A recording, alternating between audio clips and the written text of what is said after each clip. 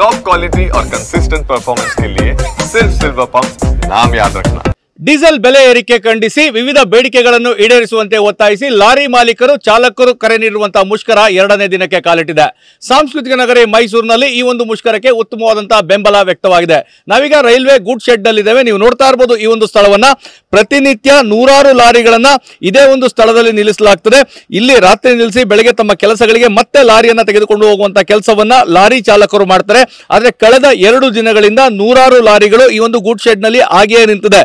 2 ದಿನಗಳ ಹಿಂದೆ ಮಧ್ಯರಾತ್ರಿ ಈ ಲಾರಿಗಳನ್ನ ತಂದು ಇಲ್ಲಿ ನಿಲ್ಲಿಸಲಾಗಿತ್ತು. ಅದಾದ ನಂತರ ಏನು ಮುಷ್ಕರಕ್ಕೆ ಸಂಪೂರ್ಣವಾದಂತಹ ಬೆಂಬಲವನ್ನ ನೀಡಿರೋ ಕಾರಣಕ್ಕಾಗಿ ಎಲ್ಲ ಲಾರಿಗಳು ಅಂದ್ರೆ ಸುಮಾರು 400ಕ್ಕೂ ಹೆಚ್ಚು ಲಾರಿಗಳು ಇದೇ ಒಂದು ಸ್ಥಳದಲ್ಲಿ ಪಾರ್ಕ್ ಆಗಿದ್ದಾವೆ. ಲಾರಿ ಚಾಲಕರು ಯಾವುದೇ ಕಾರಣಕ್ಕೂ ನಾವು ನಮ್ಮ ಬೇಡಿಕೆಗಳನ್ನ ಈಡೇರಿಸುವವರೆಗೂ ಸಹ ಈ ಒಂದು ಮುಷ್ಕರವನ್ನ ಕೈ ಬಿಡೋದಿಲ್ಲ, ಯಾವುದೇ ರೀತಿಯಾದಂತಹ ದಾಸ್ತಾನನ್ನ ತೆಗೆದುಕೊಂಡು ಹೋಗೋದಿಲ್ಲ ಅಂತ ಹೇಳ್ತಾ ಇದ್ದಾರೆ. ಯಾಕಂದ್ರೆ ಮೈಸೂರು ಭಾಗದಿಂದ ರಾಜ್ಯದ ಬೇರೆ ಬೇರೆ ಜಿಲ್ಲೆಗಳಿಗೆ, ಅದೇ ರೀತಿಯಾಗಿ ದೇಶದ ಬೇರೆ ಬೇರೆ ರಾಜ್ಯಗಳಿಗೆ ದಾಸ್ತಾನುಗಳು ಹೋಗ್ತದೆ. ಮತ್ತೆ ನೀವು ಪಕ್ಕದಲ್ಲೇ ನೋಡ್ತಾ ಇರಬಹುದು ಆ ರೈಲ್ವೆ ಗೂಡ್ಸ್ ಗಾಡಿಗಳು ಈಗಲೂ ಸಹ ಬಂದು ನಿಂತಿವೆ. ಆ ಒಂದು ಗೂಡ್ಸ್ ಗಾಡಿಯಲ್ಲಿ ರಸಗೊಬ್ಬರ ಇದ್ರೆ ಮತ್ತೊಂದು ಗೂಡ್ಸ್ ಗಾಡಿಯಲ್ಲಿ ಸಿಮೆಂಟ್ ಮೂಟೆ ಇದೆ. ಅಂದ್ರೆ ಪ್ರತಿನಿತ್ಯ ಸಾವಿರಾರು ಸಿಮೆಂಟ್ ಮೂಟೆಗಳು ಮತ್ತೆ ರೈತರ ರಸಗೊಬ್ಬರ ಇದೇ ರೀತಿ ಗೂಡ್ಸ್ ಟ್ರೈನ್ ನಲ್ಲಿ ಬರ್ತದೆ. ಅದಾದ ನಂತರ ರೈಲು ಬೋಗಿಗಳಿಂದ ಲಾರಿಗಳಿಗೆ ಅದನ್ನ ವರ್ಗಾಯಿಸಿಕೊಂಡು ಇಲ್ಲಿಂದ ಬೇರೆ ಬೇರೆ ಭಾಗಗಳಿಗೆ ಕಳಿಸುವಂತ ಕೆಲಸವಾಗ್ತದೆ. ಆದ್ರೆ ಕಳೆದ 2 ದಿನಗಳಿಂದ ಅನ್ಲೋಡ್ ಮಾಡೋದಕ್ಕೂ ಸಹ ಇಲ್ಲಿರುವಂತಹ ಕಾರ್ಮಿಕರು ಒಪ್ಪಿಲ್ಲ. ಯಾಕಂದ್ರೆ ಲಾರಿ ಮಾಲೀಕರು ಚಾಲಕರ ಈ ಒಂದು ಮುಷ್ಕರಕ್ಕೆ ಕಾರ್ಮಿಕರು ಸಹ ಬೆಂಬಲವನ್ನ ನೀಡಿದ್ದಾರೆ. ಇದೇ ಕಾರಣಕ್ಕಾಗಿ 2 ಗೂಡ್ಸ್ ಗಾಡಿಗಳನ್ನ ನೀವು ನೋಡ್ತಾ ಇರಬಹುದು. ಅವೆರಡೂ ಗೂಡ್ಸ್ ಗಾಡಿಗಳು ಆ 2 ದಾಸ್ತಾನುಗಳನ್ನ ಇಳಿಸಿ ಮತ್ತೆ ವಾಪಸ್ಸು ಹೋಗ್ಬೇಕಾಗಿತ್ತು. ಆದ್ರೆ 2 ದಿನಗಳಿಂದಲೂ ಸಹ ಆ ರೈಲ್ವೆ ಹಳಿಗಳ ಮೇಲೇನೆ ಆ ಗೂಡ್ಸ್ ಗಾಡಿಗಳು ನಿಂತಿವೆ. ಇದು ಅನಿರ್ದಿಷ್ಟಾವಧಿ ಇರೋದ್ರಿಂದಾಗಿ ಇನ್ನು ಎಷ್ಟು ದಿನಗಳ ಕಾಲ ಈ ಒಂದು ಬೇಡಿಕೆ ಈಡೇರೋದಿಲ್ಲವೋ ಅಲ್ಲಿಯವರೆಗೂ ಸಹ ಇದೇ ರೀತಿಯಾದಂತಹ ಪರಿಸ್ಥಿತಿ ಇಲ್ಲಿ ನಿರ್ಮಾಣವಾಗ್ತದೆ. ಮತ್ತೆ ನೀವು ಈ ಒಂದು ಜಾಗದಲ್ಲಿ ನೋಡ್ತಾ ಇರಬಹುದು ಲಾರಿ ಮಾಲೀಕರು ಮತ್ತೆ ಚಾಲಕರು, ಅದರ ಜೊತೆಗೆ ಕಾರ್ಮಿಕ ಸಂಘಟನೆಯವರು ಸಹ ಇವತ್ತು ಬೆಂಬಲವನ್ನ ನೀಡಿದ್ದಾರೆ. ಸೊ ಒಂದು ಪ್ರತಿಭಟನೆ ಈಗಾಗಲೇ ತೀವ್ರ ಸ್ವರೂಪವನ್ನ ಪಡ್ಕೊಳ್ತಾ ಇದೆ. ನ್ಯಾಯ ಸಿಗುವವರೆಗೂ ನಾವು ಹೋರಾಟವನ್ನ ಮಾಡ್ತೇವೆ ಅನ್ನೋ ಒಂದು ಮಾತನ್ನ ಹೇಳ್ತಾ ಇದ್ರೆ. ಯಾಕಂದ್ರೆ ಮೊದಲ ದಿನ ಅಗತ್ಯ ವಸ್ತುಗಳ ಒಂದು ರಿಲೀಫ್ ಅನ್ನ ನೀಡಿದ್ರು. ಅಗತ್ಯ ವಸ್ತುಗಳಿಗೆ ಯಾವುದೇ ರೀತಿಯಂತ ತೊಂದರೆ ಆಗಬಾರ್ದು, ಸಾರ್ವಜನಿಕರಿಗೆ ತೊಂದರೆ ಆಗಬಾರ್ದು, ರೈತರಿಗೆ ತೊಂದರೆ ಆಗಬಾರ್ದು ಅಂತೇಳಿ ಮೊದಲ ದಿನ ಸಾರ್ವಜನಿಕ ವಸ್ತುಗಳಿಗೆ ರಿಯಾಯಿತಿಯನ್ನು ಕೊಡುವಂತ ಕೆಲಸವನ್ನ ಲಾರಿ ಚಾಲಕರು ಮತ್ತೆ ಮಾಲೀಕರು ಮಾಡಿದ್ರು. ಆದ್ರೆ ದಿನ ಕಳೆದಂತೆ ನಾವು ಒಂದು ಉಗ್ರ ಸ್ವರೂಪವಾದ ಪ್ರತಿಭಟನೆಯನ್ನ ಮಾಡ್ತೇವೆ ಅಂತ ಹೇಳಿದ್ರು. ಈ ಬಗ್ಗೆ ಮಾತಾಡಲಿಕ್ಕೆ ಲಾರಿ ಮಾಲೀಕರು ಮತ್ತೆ ಚಾಲಕರು ಅದ್ರ ಜೊತೆಗೆ ಬೆಂಬಲವನ್ನು ಕೊಟ್ಟಿರುವಂತಹ ಕಾರ್ಮಿಕರು ನಮ್ಮ ಜೊತೆಗಿದ್ರೆ. ಸರ್, ಈಗ ಇವತ್ತು 2ನೇ ದಿನ ಕಾಲಿಟ್ಟಿದೆ, ಹೇಗಿದೆ ಈ ಒಂದು ಪ್ರತಿಭಟನೆ ಅಂತ? ಸರ್, ಇವತ್ತು ಈಗ ನಡೀತಾ ಇರುವಂತದ್ದು ನಿನ್ನೆ ಅನ್ಲೋಡ್ ಮಾಡಕ್ಕೋಸ್ಕರ ನಾವು ಜಾಗ ಕೊಟ್ಟಿದ್ದು. ಅನ್ಲೋಡ್ ಯಾಕಂದ್ರೆ ಇವೆ ಬಿಲ್ ಇರುತ್ತೆ, ಇವೆ ಬಿಲ್ ಇರೋದ್ರಿಂದ ಅನ್ಲೋಡ್ ಮಾಡಕ್ಕೆ ಅವ್ರಿಗೆ ಅವಕಾಶ ಮಾಡಿಕೊಟ್ಟಿದ್ದು. ಅದಾದ ನಂತರ ಇವತ್ತು ತಾವು ನೋಡ್ತಾ ಇರ್ಬೋದು ರಸಗೊಬ್ಬರ ಕೂಡ ಬಂದಿರುವಂಥದ್ದು, ಮತ್ತೆ ಸಿಮೆಂಟು ಕೂಡ ಬಂದಿದೆ.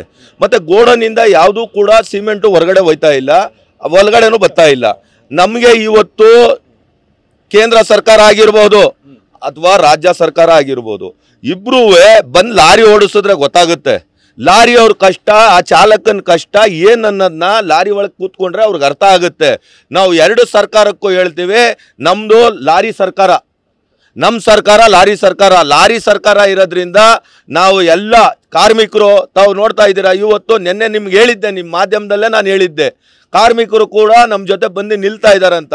ಇವತ್ತು ರೈಲ್ವೆ ಗೂಶೆಡಲ್ಲಿ ಅನ್ಲೋಡ್ ಮಾಡಿರುವಂಥ ಕಾರ್ಮಿಕರು ಮತ್ತು ಹೊರಗಡೆ ಅನ್ಲೋಡ್ ಮಾಡಿ ಲೋಡ್ ಮಾಡುವಂಥ ಕಾರ್ಮಿಕರು ಎಲ್ಲರೂ ಕೂಡ ನಮ್ಮ ಜೊತೆ ನಿಂತಿದ್ದಾರೆ.